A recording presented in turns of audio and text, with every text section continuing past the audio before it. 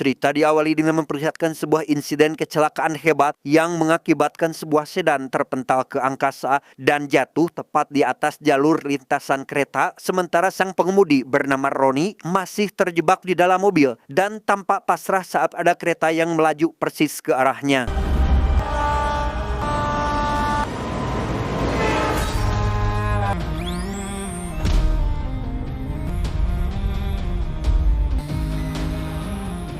Setelah 7 bulan terbaring koma di rumah sakit, Roni akhirnya kembali siuman sambil menyebutkan nama Alisa. Entah siapa gerangan Alisa ini, yang pasti Roni selalu memandangi kecantikannya di layar HP sambil meneteskan air mata. Yang ketika momen itu terjadi, ada rombongan parade pengantar jenazah yang tiba-tiba Roni menyerang mereka tanpa alasan yang jelas.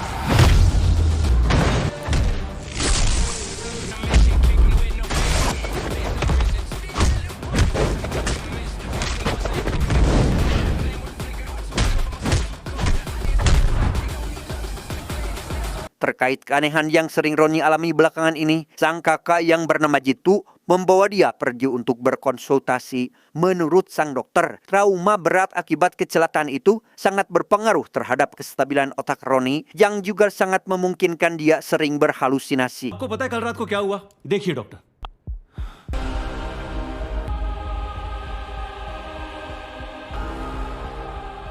लड़ने के लिए कम से कम 2 लोग लगते हैं। Satu hal penting terkait Alisa yang selalu Roni sebut-sebut namanya, sampai sejauh ini belum ditemukan bukti apapun, petunjuk yang berkaitan dengan nama itu, apalagi tentang keberadaan orangnya, sehingga Jitu memastikan jika si Alisa ini tidak nyata atau hanya ada dalam imajinasi pikiran Roni semata. Sir मुझे लगता है कि ये अलीशा सिर्फ उसके दिमाग में है। Maka dari itu, Jitu mengirim seorang gadis bernama Olivia untuk membantu Roni melupakan Alisa meski hanya dalam 2 jam saja. Namun kedatangan Olivia justru hanya dimanfaatkan Roni untuk sekedar gegeroh piring dan beres-beres rumah.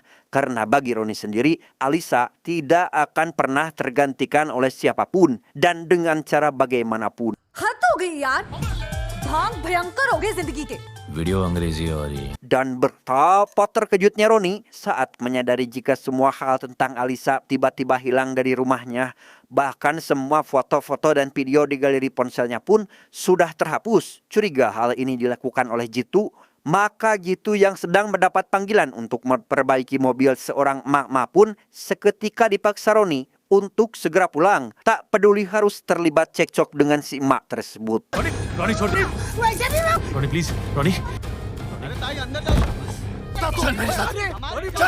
Setibanya di rumah, Roni yang tak terima atas apa yang telah Jitu lakukan, tak henti-henti memarahinya, bahkan meminta dia bertanggung jawab untuk mengembalikan semuanya. Sadar jika di dalam rumah, bahkan di dalam ponsel Roni tidak ada yang berkaitan dengan Alisa sama sekali, Jitu hanya merasa sedih dengan keadaan Roni karena hanya dialah keluarga yang Jitu miliki saat ini. पर सब ठीक हो जाएगा, सब ठीक हो जाएगा। Selang beberapa menit setelah Roni berhasil ditenangkan, tiba-tiba terdengar sirine polisi yang datang untuk menangkap Roni atas keributan yang dilaporkan si emak tadi tanpa sadar. Hal itu memancing kemarahan Roni yang secara kesehatan mentalnya sedang terganggu sehingga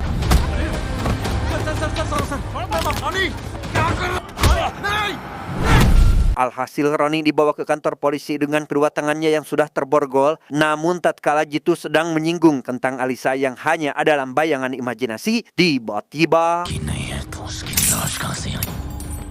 ya, Roni menjawab bahwa Alisa memang nyata dan dia adalah pacarnya yang tewas saat kecelakaan waktu itu. Yang untuk memastikan kebenarannya, Roni langsung membawa Jitu dan inspektur polisi untuk menunjukkan satu kuburan di sebuah pemakaman umum. Namun lagi dan lagi, kuburan yang dimaksud ternyata bukan kuburan Alisa, melainkan seorang nini tua yang sudah lanjut usia. यकीन करिए, ये अलीशा के ग्रेव है।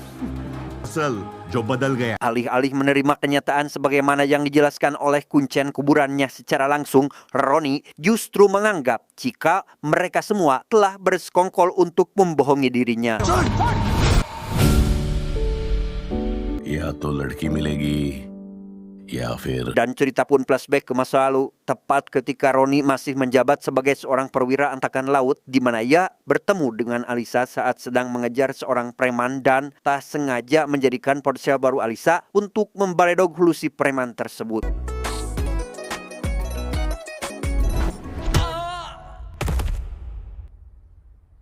Alisa sendiri merupakan adik dari seorang pengelola sebuah panti asuhan bernama Kristi. Sempat diceritakan tentang pertemuannya dengan Roni barusan, tetapi Kristi meminta Alisa agar berhati-hati dengan pria zaman sekarang. Sementara untuk Roni, ia tengah berada di sebuah bar, didatangi oleh seorang pria yang ternyata adalah bos dari preman tadi. Tanpa sadar, si bos sekonyong-konyong menantang untuk berkelahi dengannya, tetapi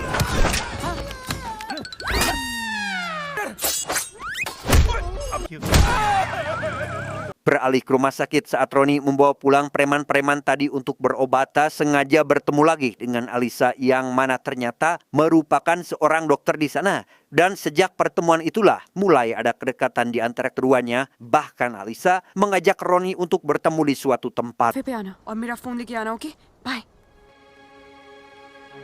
Tepat ketika Roni mengembalikan ponsel Alisa yang sudah selesai diperbaiki sekaligus mengambil ponsel miliknya yang dipinjamkan kepada Alisa, tiba-tiba ada dua kelompok anak muda bersenjata yang berselisih hingga terjadi sebuah keributan.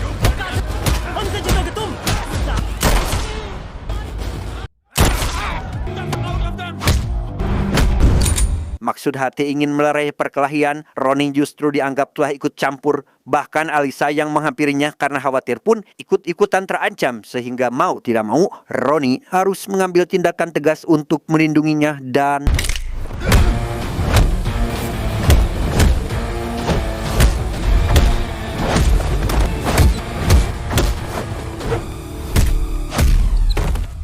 Atas keberanian yang Roni tunjukkan, akhirnya Alisa pun merasa bahwa sosok pria bertanggung jawab seperti Roni lah yang dibutuhkan untuk menjadi pasangan hidup, hingga mereka bersama-sama memohon kepada Tuhan agar hubungannya direstui. Namun sayang, semua itu hanyalah sebuah masa lalu yang berbanding terbalik dengan keberadaan Roni saat ini. कहाँ है लड़की? कैसे मार दिया तूने? Accident. Terkait penyebab kematian Alisa seperti yang Roni akui, Pak Inspektur mulai menyelidiki beberapa hal untuk memastikan kebenarannya, mulai dari menanyai sopir ambulan yang membawa Roni waktu kecelakaan, mendatangi panti asuhan yang kini telah menjadi bangunan kosong, termasuk memeriksa CCTV saat sebelum kejadian kecelakaan, yang dari semua itu dapat disimpulkan bahwa pengakuan Roni sungguh-sungguh tidak sesuai dengan kenyataan. Car में तो कोई लड़की नहीं है. Terlepas dari itu, Roni tetap bersikukuh pada pendiriannya. Bahkan ia berjanji akan terus berusaha untuk membuktikan. Sementara Jitu yang semakin merasa kasihan pun memohon agar Roni segera dibebaskan. Namun Pak Inspektur menolak. Sampai akhirnya Olivia datang membawa seorang pengacara untuk menebus kebebasannya.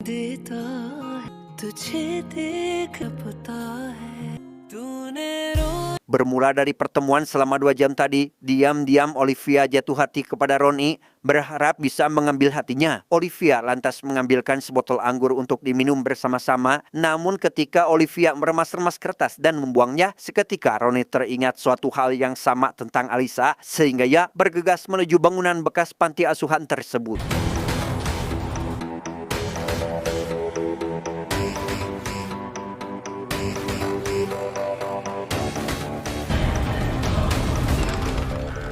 Di balik foto inilah bola kertas yang dulu dilemparkan Alisa pernah nyangsang. Namun begitu Roni ingin memastikan keberadaan kertas tersebut, tiba-tiba muncul pasukan pengantar jenazah seperti di awal film tadi, di mana Roni pun sempat mengira jika kedatangan mereka adalah bagian dari halusinasinya, tetapi...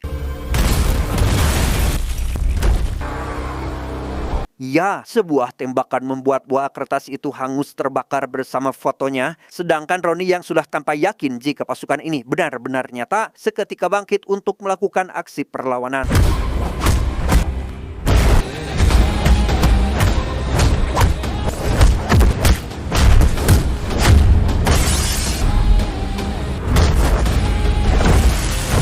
Entah datang dari mana dan utusan siapa, pasukan bertopeng aneh ini cukup dibuat keteteran dengan intensitas serangan Roni yang padahal hanya seorang diri, sampai akhirnya...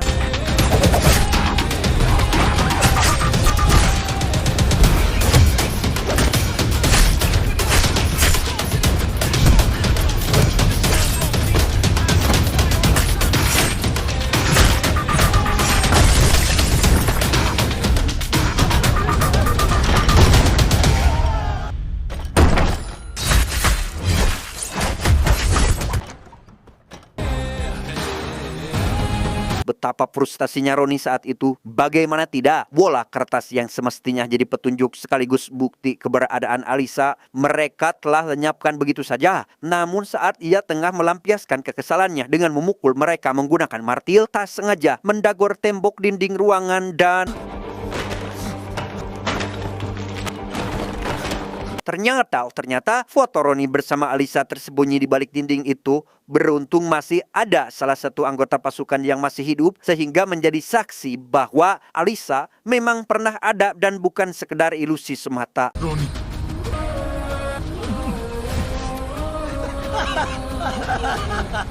Sejak ditemukan foto tersebut, mulai timbul kecurigaan di pikiran Roni jika ada seseorang yang sengaja mengatur semua ini bukan tanpa alasan, menyat bahwa orang-orang seperti telah bersekongkol merahasiakan keberadaan Alisa darinya, termasuk si Jetu itu sendiri. Saat kembali ke rumah, Jetu yang dicari-cari tidak kelihatan batang hidungnya, melainkan hanya ada setumpuk uang dan sepucuk pistol di dalam lemarinya. Hal ini sontak membuat Roni semakin yakin jika Jetu ikut terlibat. Yang ketika dilacak lewat GPS, ternyata Jetu tengah berada di sebuah bukit dan si Roni pun bergegas pergi untuk menyusulnya.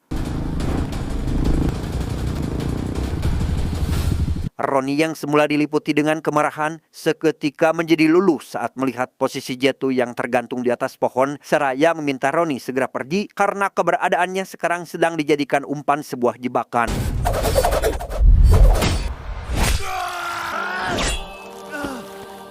Persis seperti kecurigaan Roni, ternyata Jetu telah terlibat dalam hal ini. Ia telah dibayar oleh seseorang untuk menutupi keberadaan Alisa yang jika tidak, Roni pasti sudah dihabisi saat masih terbaring koma. Namun sayangnya, Jetu tak sempat memberitahu Roni perihal siapa orang tersebut karena ya, tubuh Jetu ditarik oleh para manusia dari balik rerumputan. Mereka mucunghul dengan tebasan kapak masing-masing. Namun sayang, serangan seperti ini masih terlalu mudah untuk diatasi sehingga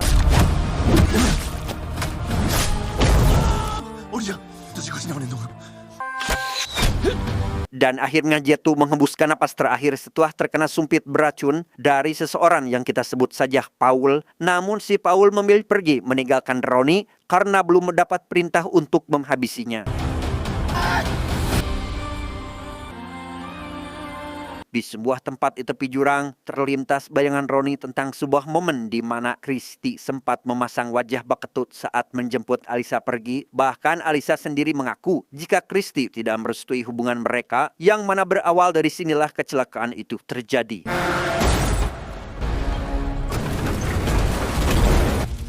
Sejauh yang Roni ingat, Alisa tewas di sampingnya dalam kecelakaan tersebut. Namun yang tak habis pikir, kenapa mereka begitu kompak menutupi semua ini? Apakah memang ada kaitannya juga dengan orang yang telah mengancam Jetu? Maka dari itu, Roni lekas mendatangi sang dokter di rumah sakit, tapi ternyata dengan tewasnya sang dokter, Roni pun semakin yakin jika dalangnya adalah orang yang sama. Karena penasaran, ia pun memeriksa rekaman CCTV rumah sakit di mana Kristi terlihat sedang berbincang dengan si Paul. Hal itulah yang mendesak Roni untuk segera menemui Kristi yang tengah bersama seorang pandit di sebuah tempat kremasi.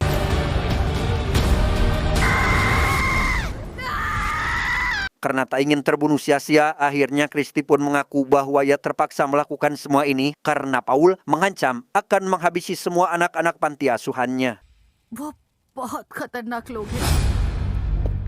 Saat semuanya sudah jelas lewat keterangan si Kristi itulah, terdengar suara seruling petanda si Paul datang dengan sumpit beracunnya. Tapi untuk kali ini, Roni berhasil menghentikan tembakan sumpitnya sebelum mengenai leher Kristi, sehingga pertarungan pun tak dapat terhindarkan lagi.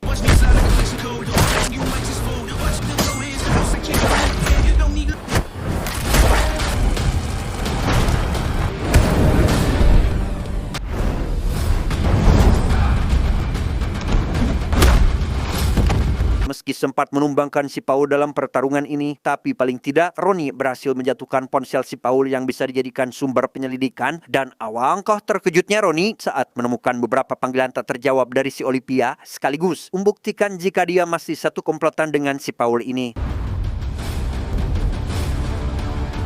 Dan disinilah si Olivia sekarang, sebuah hotel berbintang 7 tempat ia bersama anak buah si Paul bersembunyi. Meski demikian, ternyata Olivia lebih berpihak pada Ronnie sejak ia mulai jatuh cinta terhadapnya. Namun saat hendak memberitahu Ronnie tentang satu hal yang penting, tiba-tiba sebuah tembakan melesat dari seseorang yang mengetahui Olivia telah berkhianat, sehingga Ronnie langsung memburu si pelaku yang lari ke arah dapur hotel. Sayangnya, para koki di sana adalah anak buah si Paul semuanya, sehingga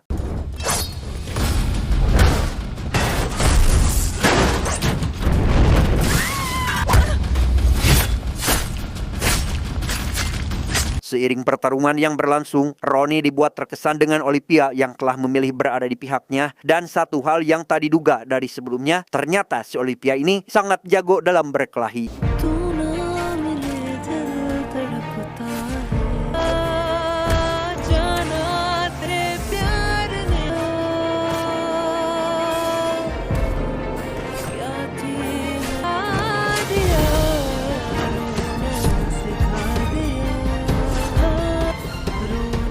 Sayang seribu sayang, Olivia akhirnya sekarat saat melindungi Ronnie dari tembakan dari si pelaku tadi. Dan yang paling membuat Ronnie benar-benar tercengang di sini adalah kata-kata terakhir Olivia yang menyebutkan bahwa ternyata memang benar bahwa Alisa masih hidup. Alicia जिंदा है।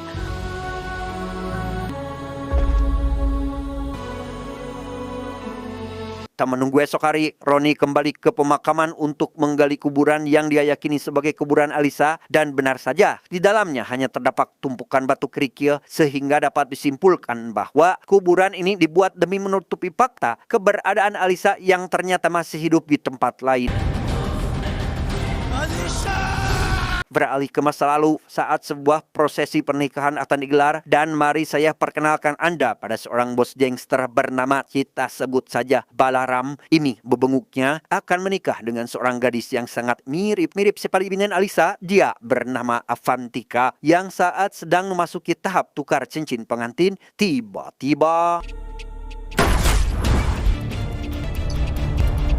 ya, sebuah serangan sporadis datang dari geng pesaing yang menyamar sebagai tabung undangan. Tak hanya si Balaram, bahkan si Avantika yang dikenal sebagai wanita pemberani dan sadis pun ikut terlibat dalam aksi baku tembak tersebut.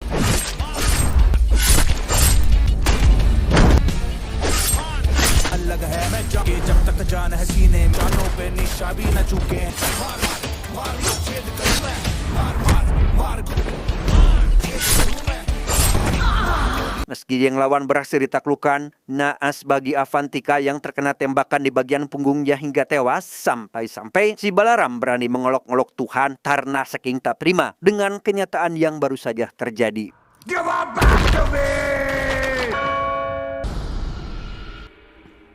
Akhirnya ditemukanlah Alisa, alias sosok yang 1000% mirip dengan Avantika, yang demi mendapatkannya untuk menggantikan posisi Avantika, dibuatlah skenario untuk memisahkan Alisa dengan Ronnie, yang dimulai dengan membuat keduanya terlibat kecelakaan tersebut.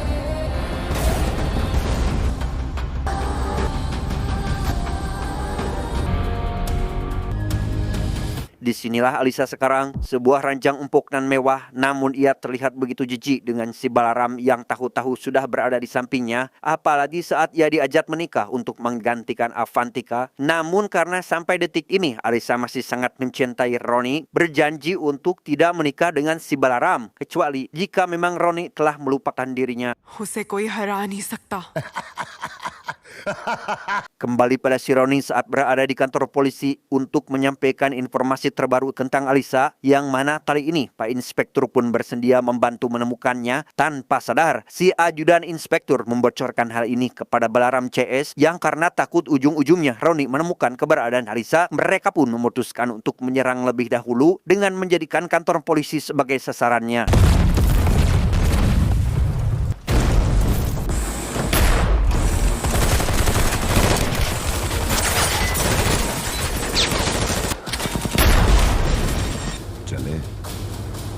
Di sisi lain, Balaram memperlihatkan sebuah foto saat Roni sedang bersama Olivia. Namun Alisa tidak semata-mata percaya jika belum bertemu dengan Roni secara langsung hingga saat keduanya kembali dipertemukan dan Roni mengaku sempat dekat dengan Olivia. Alisa yang benar-benar telah dibuat kecewa meminta Paul segera menghabisinya dan akan memilih untuk menikah dengan Balaram. You betrayed me, Ronnie.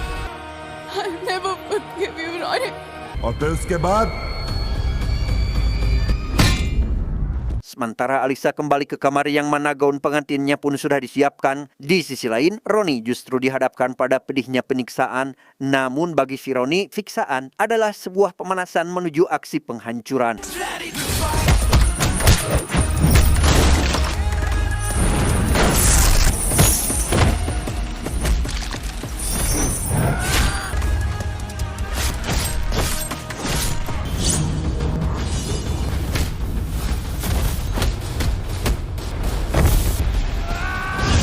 Suara bel gereja menandakan bahwa upacara akad nikah Alisa dengan Balaram sudah akan dimulai. Sedangkan untuk Roni, dia masih berjibaku menghadapi gempuran si Paul yang karena teringat detik-detik menjelang akhir kematian Jitu, si Roni pun kembali bangkit dan menghabisi si Paul saat itu juga.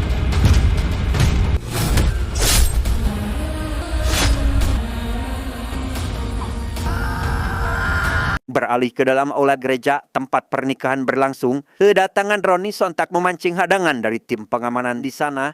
Berharap mendapatkan simpati, Alisa justru malah membuang muka dan bersembunyi di balik tubuh Balaram sehingga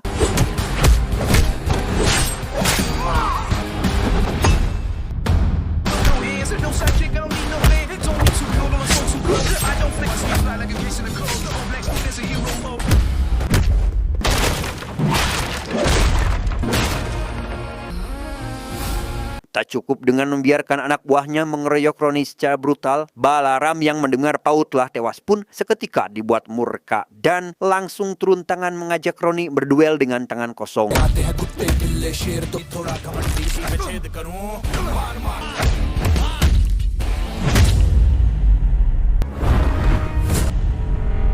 Pada ketik ini, stamina yang Roni miliki sudah hampir terkuras sehingga tak sulit bagi Balaram untuk membuatnya tak berdaya. Yang saat sedang dalam posisi itulah, Alisa menodongkan pistolnya ke tubuh Roni seolah-olah akan menghabisinya. Tetapi मैं अलीशा हूँ.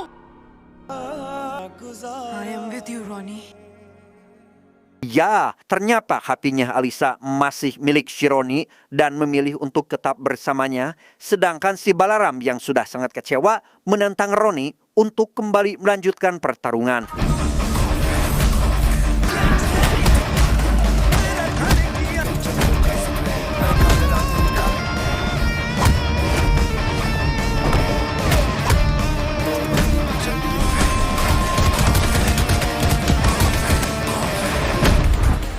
Kembalinya Alisa membuat Roni seperti mendapat suntikan adrenalin kekuatan baru di mana ia berhasil membuat Balaram terpojok. Namun belum menyerah sampai di situ. Yang ketika ia memutuskan untuk menghabisi Roni dengan cara menembaknya, tiba-tiba